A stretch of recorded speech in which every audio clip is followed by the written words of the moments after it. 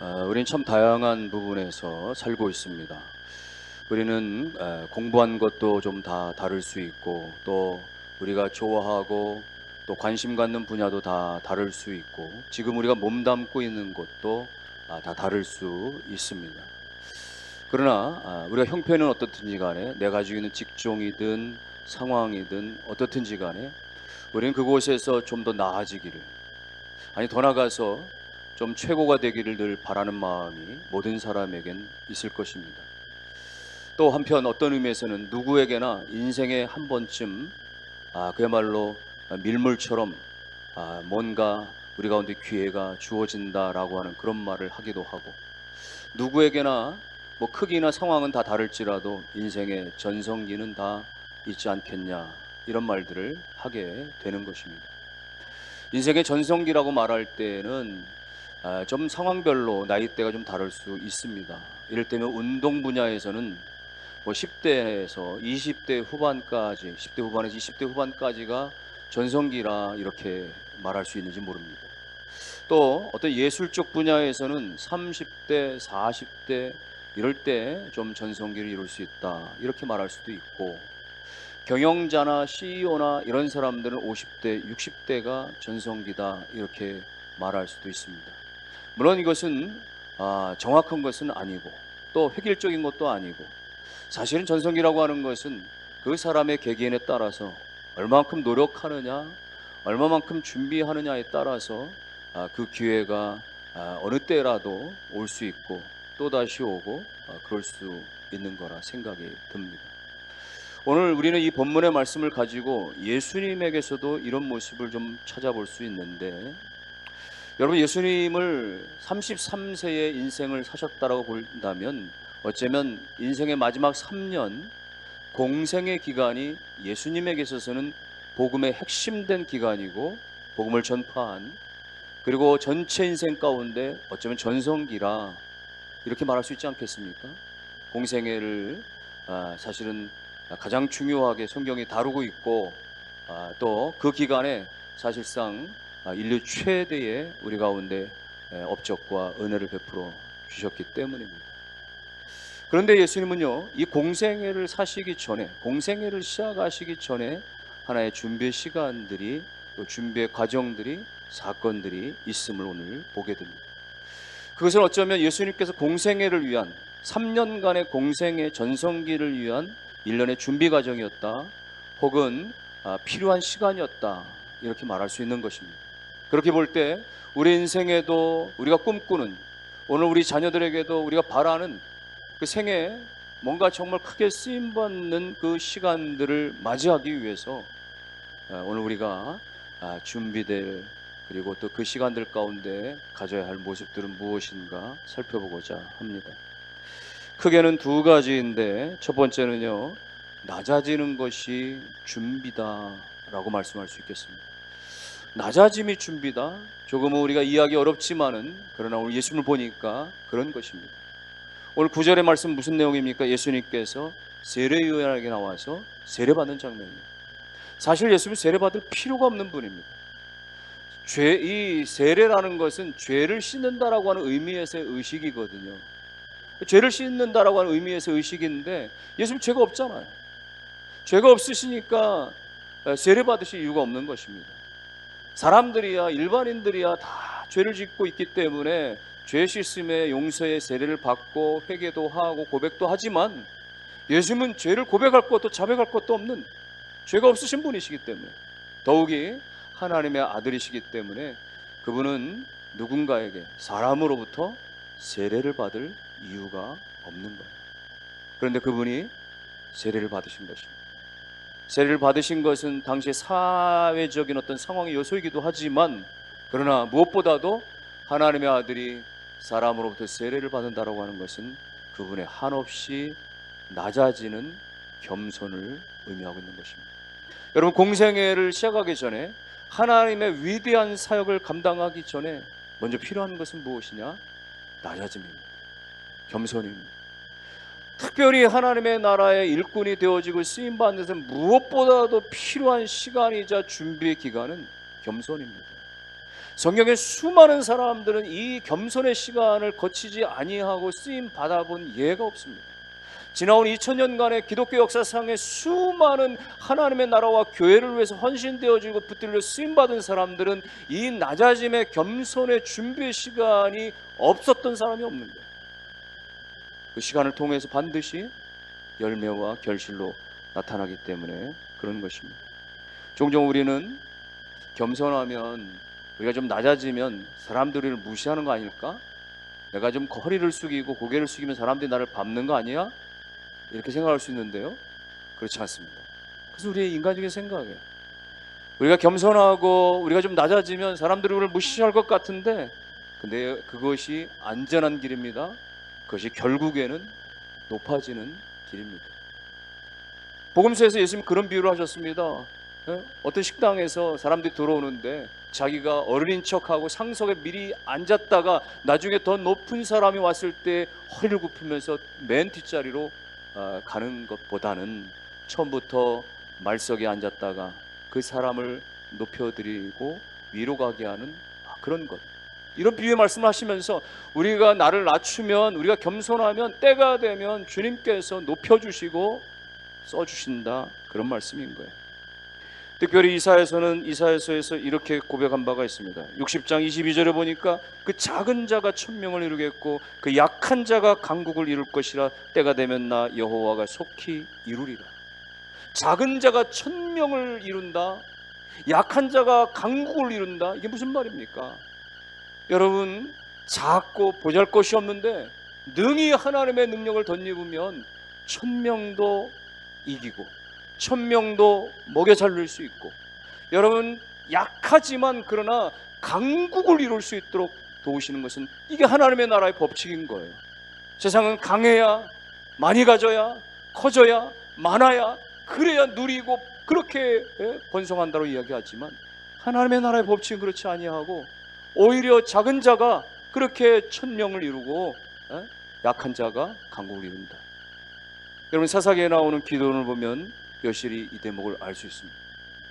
이스라엘이 한 번은 이 미디안으로 말미암아서 말이죠, 둘러싸여 가지고 침공을 받아서 나라가 위태한 상황 가운데 있었을 때 기드온이 사사로서 발탁을 받는 거예요. 그때 기드온은 겸손하게, 우리 지파가 이 므낫세 지파에서도 우리 집안은 너무나 약한 존재입니다. 우리 집안에서도 아버지 안에서도 제가 제일 막둥이에 불과하고 전 정말 부족합니다, 이렇게 고백해요. 지파로 따져도 정말 부족한 지파고, 그리고 내 집에서도 나는 말지에 불과한 정말 연약한 자입니다. 자신이 약하다라고 그렇게 겸허히 자기를 낮출 때에 주님은 그의 약함을 문제 삼지 아니하시고 오히려 그 겸손을 붙들어 주셔서 기드온에게 300명의 용사를 붙여주셔가지고는 13만 명의 그야말로 상대할 수 없는 그 미디안 대군을 맞서 싸워 이길 수 있게 하셨던, 이것이 바로 약한 자가, 작은 자가 1000명을 대항해서 싸워 이기게 하시는 하나님의 능력이 되어지는 것입니다. 그러므로 여러분, 오늘 우리가 나를 낮추면 주님이 높여주시고 주님이 사용하십니다. 여러분, 나를 낮춘다는 것이 무엇이겠어요? 내 힘을 빼는 거지. 내가 하겠다라고 하는, 나면 된다라고 하는 내 어깨에 들어가는 힘을 빼면 여러분, 거기서 하나님이 써 주시는 거예요. 종종 우리가 좀 힘을 빼야 된다 이런 표현을 할 때는요, 뭐 운동할 때라든가 뭘 배울 때 그렇게 얘기를 해요. 운전을 처음 배울 때도 마찬가지예요. 뭔가 어느 종목을 배울 때도 마찬가지예요. 자세도 중요한데 힘을 빼라. 힘이 막 들어가니까 뭐 두려우니까 첫 번째 운전대를 잡으면 말이야, 힘이 들어가니까 이게 더 서투른 거예요. 이게 더 실력이 안 느는 거예요. 근데 힘을 빼면 여러분, 운동이든 수영이든 뭐 운전이든 뭐든지 간에 훨씬 빠르게 배울 수가 있게 되는 것이죠. 야구 선수가 타석에서 어깨에 힘이 잔뜩 들어가면 그냥 헛스윙만 해요. 삼진아웃 당해요. 축구 선수가 골문 앞에서 말이죠, 힘을 빼지 못하면 결국 헛발질해서 공을 뻥 날려버리고 마는 것입니다. 힘을 빼야 그것이 안전하고 정확할 수가 있는 것이에요. 여러분, 우리가 힘을 뺀다라고 하는 것은 하나님을 의지한다라는 것입니다. 나를 의지하지 않는다는 거예요. 내 힘을 뺀다라고 하는 것은 하나님 나 살려주세요, 하나님 저 도와주세요라고 하나님 의지하는 걸 말하는 거예요. 실제로 미국에서 그런 일이 있었다고 합니다. 한 여객선에서 하선하다가 한 아주머니가 발을 헛디뎌서 그만 물에 빠졌다는 것이에요. 사람들이 깜짝 놀라고 막 당황하고 막 아우성이고, 그런데도 이 선원들이 빠르게 대처하지 않고 그냥 지켜보고 있더래요. 사람들이 뭐 하고 있느냐고 막 난리하고 막 비난하고 하는데, 시간이 좀 지난 다음에서야 한 선원이 물에 뛰어들어서 그 아주머니를 구출해 냈다는 거예요. 구출해 낸 다음에 사람들이 말하는 거지, 아니 좀 빨리 들어가서 말이 빨리 좀 구출할 것이 왜 이렇게 늑장을 부렸냐고 말이죠. 호통을 치니까 선원이 이야기하기를, 그 물에 빠진 사람이 처음에 자기 힘으로 해보겠다고 안간힘을 쓸 때는 어떤 장사가 들어가도 그 사람의 힘에 붙들려서 함께 물에 빠져 죽게 됩니다. 그래서 그 사람이 힘이 다 빠질 때까지 기다릴 수밖에 없었던 것입니다. 여러분, 힘이 빠져야 산다는 것이에요. 힘을 빼야 산다는 것이에요. 여러분, 타이어에 공기는 가득 채워야, 빵빵하게 해야 차가 잘 굴러간다고 생각합니다. 실제로 탄탄한 도로, 아스팔트 같은 데서는 그렇죠. 그러나 여러분, 타이어가 공기압이 꽉 찬 상태에서 예를 들어서 모래, 사막을 달린다고 하면 그건 맞지 않는 거예요.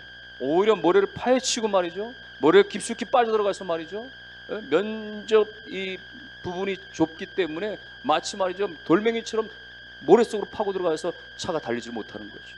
사막에서는 오히려 타이어의 바람을 빼는 것입니다.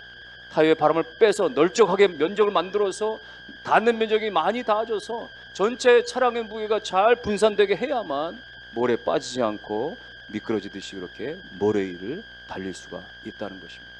여러분, 바람을 뺄 때 빼야 하는 것입니다. 힘을 뺄 때 빼야 하는 것이에요. 오늘 우리가 내가 할 수 있다라고 하는, 나면 된다라고 하는 내 힘을 뺄 때에 하나님의 힘이 나타나는 것이에요. 내 힘을 뺄 때 하나님이 더 크게 역사하시는 것입니다. 오늘 여러분과 여러분 자녀들 가운데 끊임없이 자기를 낮추는 겸손한 가운데 쓰임받기를 주의 이름으로 축원합니다. 사도 바울을 보면 그는 복음 전한 평생을 사는데 가시 같은 몸에 말이죠, 씻어지지 않는, 뽑혀지지 않는, 평생에 기도해도 고쳐지지 않는 질병이 있었던 거예요. 그런데 그 질병이, 그 가시 같은 질병이 바울에게는 힘이었다라고 고백을 하는 것입니다. 고린도후서 12장 10절 말씀 보니까 그는 이렇게 고백해요. 그러므로 내가 그리스도를 위하여 약한 것들과 능욕과 궁핍과 박해와 권고를 기뻐하노니 이는 내가 약한 그때 강함이라. 그리스도 안에서는 약한 것도 내가 기뻐하는데, 왜냐? 오히려 약할 때 능력이 나타나더라고요. 오히려 약할 때 강해지더라는 것입니다. 자신이 그야말로 가말리엘 수하에서 공부한 것들과 또 여러 가지 어떤 그런 로마의 시민권을 가지고 있는 것과 또 여러 가지 바리새파의 출신인 것과 등등의 배경과 자기가 가지고 학식과 이런 것들을 가졌을 때는 복음의 능력을 알지도 전할 수도 없었는데, 그런 걸 다 배설물처럼 여기고 겸손히 내 안에 있는 질병마저도 하나님이 들어 써주실 것을 믿고 의지할 때에 거기서 하나님의 복음의 능력이 나타났다라고 하는 이야기입니다. 여러분, 낮출 때 능력이 나타나는, 모세를 보세요. 모세가 애국의 왕자였습니다. 왕자로서 얼마나 권위가 있었습니까? 얼마나 힘이 있었습니까? 그래서 자기 힘으로 자기 동족 하나쯤이면 충분히 문제를 해결할 줄 알았어요. 그런데 쉽사리 달려들었다가 보기 좋게 실패하고 말이죠, 그렇게 거기서 도망칠 수밖에 없었습니다. 자기 힘으로 하려고 할 때는 안 되는 거예요. 실패하는 거예요. 그런 모세를 하나님께서 미디안 강을 끄집어내가지고 40년 동안 그를 달굽니다. 그래서 거기서 양치기 하면서 말이죠, 거기서 말이죠, 그렇게 처가살이 하면서 시간을 보내고, 왕자로서의 무슨 권위든지 말이죠, 무슨 힘이든지 다 빠질 대로 빠져야 그때야 하나님의 손에 붙들려 쓰임받을 수가 있었던 것입니다. 여러분, 왜 우리가 지금 쓰임받지 못한다고 생각하세요? 어쩌면 아직까지 내 안에 빠지지 못한, 내 힘을 의지하려고 하는 부분이 아직까지 존재하기 때문에 그런 것입니다. 오늘 우리가 특별히 하나님을 위해서 뭔가를 감당하기를 원한다면, 오늘 우리가 주님 앞에서 낮아질 때, 겸손할 때, 나를 부인하고 주님을 높여드릴 때, 그때 주님께서 우리를 써주시는 것입니다. 기도 생활도 그래요. 여러분, 겸손한 사람이, 겸손할 줄 아는 사람이 엎드려 기도하는 법이에요. 사람이 바빠서 기도 못하는 게 아닙니다. 사람이 게을러서 기도 못하는 게 아니에요. 사람이 교만해서 기도를 안 하는 것입니다. 아직도 내가 기도 없이도 살 수 있어서, 아직도 내가 하나님을 전적으로 의지하지 않아도 내 힘으로 뭔가를 다 해결할 수 있다고 생각되어지니까 기도의 자리에 못 나가는 것입니다. 그러나 나는 아무런 힘이 없습니다. 하나님 나에게는 아무런 능력이 없습니다. 철저하게 인정되는 그 순간에 오늘 겸손히 우린 주님 앞에 나아갈 수가 있게 됩니다. 우리가 하나님 앞에 나아가면요, 하늘의 문이 열려집니다. 하나님의 축복의 능력이 나타나게 되어집니다. 믿으시면 아멘 하시기 바랍니다. 오늘 10절과 11절을 보면요, 예수님께서 세례 받으시고 올라오시는데 어때요? 하늘문이 열리는 거예요. 그리고 성령이 비둘기같이 내려오면서 하늘에서 음성이 들려지기를 너는 내 사랑하는 아들이라 내가 너를 기뻐하노라. 하나님의 음성이 들려지는 거예요. 하늘문이 열려지고 하나님의 음성이 들렸는데 너는 내 사랑하는 아들이라 내가 너를 기뻐하노라. 그런 축복의 역사가 일어나게 되어지는 것이죠. 여러분, 야곱이 어쩔 수 없이 집을 떠나서 그렇게 혈혈단신 말이죠, 맨몸뚱아리 그렇게 맨손으로 말이죠, 그 정치 없이 그렇게 타양 그렇게 살이하려면 떠나갈 때 한 번은 베델 땅에서 말이죠, 아무것도 없는 그 땅에 깜깜한 밤에 말이죠, 하늘을 이불 덮고 말이죠, 그렇게 이불 삼고 그렇게 돌덩이 하나 가지고 가서 말이 베개 삼고 이렇게 누워 잠들었을 때 하나님께서 하늘문을 여시고 천군과 천사들이 하늘에서 오르락 내려가는 그런 환상을 보여주시면서 말씀해 주시는 거예요. 야곱아, 나는 너의 하나님이야. 내가 너와 함께 할게. 내가 어디를 가든지 내가 너와 동행하고 너를 반드시 이 땅으로 돌아오도록 내가 함께 해주마. 약속해 주신 것입니다. 낮아질 때, 아무것도 없을 때, 겸손할 때, 그때 하늘의 문이 열려지게 되는 것입니다. 엘리야가 하나님 앞에 납작 엎드려서 무릎과 무릎 사이에 자기의 머리를 쳐박고 땅바닥에 코를 대고 말이죠, 하나님, 이 땅을 도와주세요, 살려주세요. 간절히 눈물로 기도했을 때 3년 6개월 동안 하늘이 닫혔던 문이 열려져 버려서 하늘에서 억수같이 비가 내리는 그런 은혜가 일어날 수 있었던 것입니다. 히스기야가 18만 5천 명이 적들이 쳐들어왔을 때 자신의 군대를 의지하지 않고 하나님의 겸손히 엎드려서 벽을 향하여 간절하게 기도했을 때에 하나님이 그 기도를 들으시고 그 겸손함을 보시고 하나님께 천군과 천사를 통해서 18만 5천 명의 모든 적들을 물리친 역사가 일어날 수가 있었던 것입니다. 여러분, 우리가 낮아지면 하늘의 문이 열려진다는 것 믿으시기를 바랍니다. 우리가 낮아지면, 우리가 겸손해지면 하늘의 문이 열려지고 은혜가 소닥빛처럼 내려지고 하나님의 능력이 우리 가운데 임해지고 말이죠. 예수님이 겸손히 낮아져서 세례 받으시고 올라오시니까 하늘 문이 열리고 음성이 들려서 내 사랑하는 아들아 내가 너를 기뻐한다, 음성이 들려지고 말이죠. 여러분, 우리 모두가 다 하나님의 날마다 겸손하셔서 하늘 문이 열려지는 은혜의 역사, 우리 인생 가운데, 우리 자녀의 인생 가운데 믿음의 전성기, 신앙의 전성기, 은혜의 전성기를 다 맞는 역사가 일어날 수 있기를 주의 이름으로 축원합니다. 하나 더 말씀드리면, 우리가 인생의 전성기 준비하기 위해서 하나는 매 순간마다 현장에서 싸우고 현장에서 믿음 따라 살고 그래야 되는 것입니다. 12절과 13절의 내용은 무엇입니까? 예수님께서 세례 받으신 다음에 성령에 이끌려서 광야로 나아가신 거예요. 광야로 나아가 사단에게 시험을 받으셨습니다. 여기서는 간단하게 이야기를 했지만 40일 동안 예수님이 금식하시고 나서 마귀가 와서 시험하죠. 돌덩이 하나 가지고 금식한 예수님께 말이죠, 이 돌덩이 떡덩이 해라, 배고프지? 이렇게 시험하는 거예요. 성령 꼭대기까지 데리고 가시더니 뛰어내려봐라, 네가 하나님의 아들이면 뛰어내려봐. 천하만국을 보여주면서 나에게 절하면 이걸 내게 다 줄게 말이죠. 말도 안 되는 말이죠. 능력도 없는 말이 사탄이 이렇게 예수님을 시험하고 유혹할 때 예수님께서 이 모든 것들을 다 말씀으로 물리치셔서 이겨내셨거든요. 여러분, 이게 지금 공생의 사역 전에 일어난 일이에요. 무슨 얘기를 하는 것입니까? 이렇게 마귀와의 광야에서의 싸움은 어쩌면 그가 3년 동안에 예수님께서 수많은 그런 그 사단과의 싸움들 말이죠. 수많은 사단들이 질병을 가져다 주고 가난을 가져다 주고 고통을 가져다 준 것들을 끊임없이 그렇게 물리치시고 떠나가게 하시고, 또 종교 기득권자들과의 그 싸움 가운데, 영적인 싸움 가운데 끊임없이 3년 동안에 그렇게 하늘나라의 복음을 전하신 그 영적 싸움 가운데 이겨내신 예수 그리스도, 마지막 십자가에서 그 사단의 그 집요한 그 쓰러짐 가운데 마침내 사흘 만에 부활하시는 그 놀라운 영적인 승리의 역사가 어쩜 마치 예행 연습처럼 이렇게 광야에서 사단과의 싸움에서 말씀으로 싸워 이겼던 것이. 여러분, 무슨 얘기를 하는 거예요? 전성기를 맞이하기까지, 그 전성기 때의 그런 놀라운 능력과 그 영적 싸움에서의 승리를 위해서는 오늘 우리 매일의 삶 가운데서 현장에서 최선을 다하고 기도와 말씀 가운데 영적 싸움의 승리가 필요하다, 그 이야기입니다. 여러분, 매일의 그런 것들을 쉽게 생각하고 그저 그냥 안일하게 생각하고 말이죠, 그저 뭐 되는 대로 되고 말이죠, 이렇게 생각할 문제들이 아닌 것이에요. 여호수아를 보면요, 이스라엘 백성들이 출애굽했을 때 제일 먼저 르비딤 지역에서 아말렉이라는 족속이 쳐들어왔습니다. 모세가 여호수아에게 출전 명령을 해. 네가 나가 싸워라. 여호수아 한번 싸워본 적이 없어요. 전쟁의 경험이 없습니다. 그래서 여호수아뿐만 아니라 백성들도 싸워본 경험이 없어요. 그런데 전쟁에 나간 거예요. 지도자의 말에 따라, 명령에 따라서 말이죠, 하나님만 믿고 나간 것입니다. 근데 놀랍게 하나님이 승리를 주셨잖아요. 그런데 이 싸움이 결국은 여호수아에겐 경력이 되는 것입니다. 전쟁의 경력이 되는 거예요. 나중에 그가 지도자가 됐을 때 이스라엘 백성들을 이끌고 요단강을 넘어가서 그야말로 수년간에 걸쳐서 그 가나안 전체를 정복하는 그 치열한 그런 싸움 가운데에서 다 승리할 수 있는 발판이 사실은 이 광야에서 이미 준비가 되어졌던 것입니다. 여러분, 매일같이 빚어지는 문제들을 그냥 인간적인 문제로 치부할 게 아닙니다.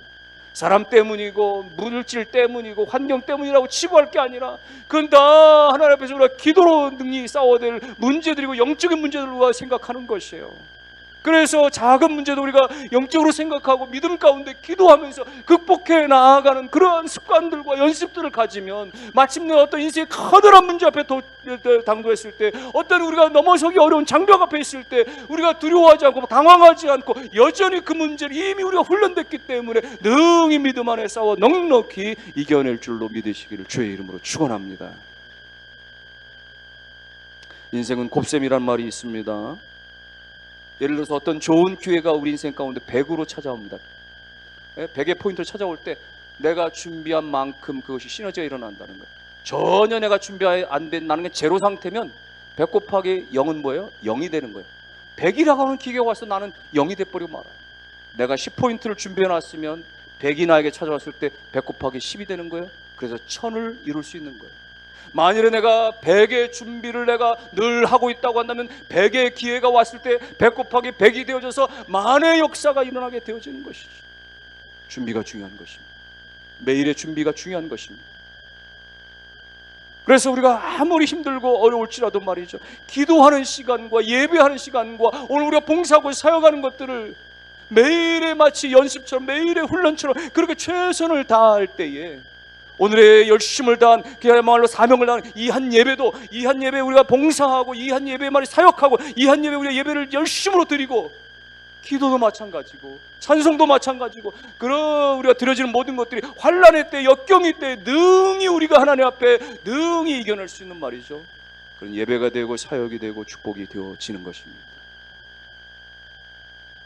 사랑하는 성도 여러분, 일반 사람들은 인생의 전성기를 자신의 커리어 하이라고 이야기를 합니다. 내 인생의 최고점을 찍었을 때가 전성기다. 이를테면 최고 자리까지 올라간 게 내 인생의 전성기고, 연봉을 가장 많이 받았을 때가 내 인생의 전성기고, 내 피지컬이나 건강 상태가 가장 좋았을 때가 전성기다, 이렇게 말할 수 있습니다. 그러나 여러분, 아무리 그렇게 물질적으로, 사회적 지위로, 또 여러 가지 건강적으로 가장 좋은 상태를 누렸다고 할지라도 그 시간이 여전히 내가 하나님 없이, 내가 여전히 죄 가운데, 여전히 나의 욕심 가운데 살았다라고 한다면 결코 그것은 하나님 앞에 인생의 전성기라고 이야기할 수가 없는 것이에요. 오늘 우리 하나님의 뜻을 깨닫고 하나님의 영광을 위하여서 그야말로 누리는 그 전성기가 가장 복되고 가장 영광스러운 전성기가 되어지는 것입니다. 여러분, 요셉은 이국 땅에 그렇게 끌려가서 그렇게 노예가 되고 죄수가 되고 말이야 억울하게 살았지만 마침내 하나님의 때가 있었죠. 애굽의 총리가 되어지죠. 어떻게 보면 겉으로 볼 때는 애굽의 총리가 되는 순간이 그 인생의 전성기입니다. 그런데 그때 전성기 때 그는 자기의 입신 양명과 자신의 개인적인 영역을 위해 살았습니까? 아닌 거예요. 자신의 집안과 자신의 민족과 세계 열방을 위해서 하나님의 뜻이 이루어지기를, 가난하고 굶주리고 기아에 허덕이는 사람들을 위해 돕는 그 일을 위해서, 하나님의 사명을 위해서 그의 전성기는 쓰임받았던 것이에요. 하나님의 영광을 위한, 하나님의 뜻을 이루는 그 시절을 사는 것이 인생의 진정한 전성기가 되어지는 것입니다. 오늘 여러분과 여러분의 자녀들 가운데 오늘 우리의 나이를 물어나고, 오늘 우리의 연령을 물어나고, 우리의 건강 상태와 우리의 모든 재정 상태와 우리의 모든 것들을 물어나고 하나님 앞에 그렇게 가장 아름답게 쓰임받기 위하여서 오늘 예수님처럼 낮아지고, 예수님처럼 그렇게 싸움의 현장에서 믿음 가운데 서서 매일의 삶 가운데 최선을 다하고 우리가 겸손히 주님만을 의지함으로 말미암아 마침내 하나님의 때에 하나님의 영광을 위하여 거룩하게 위대하게 존귀하게 다 쓰임 받으신 여러분과 자녀가 다 되시기를 주의 이름으로 축원합니다.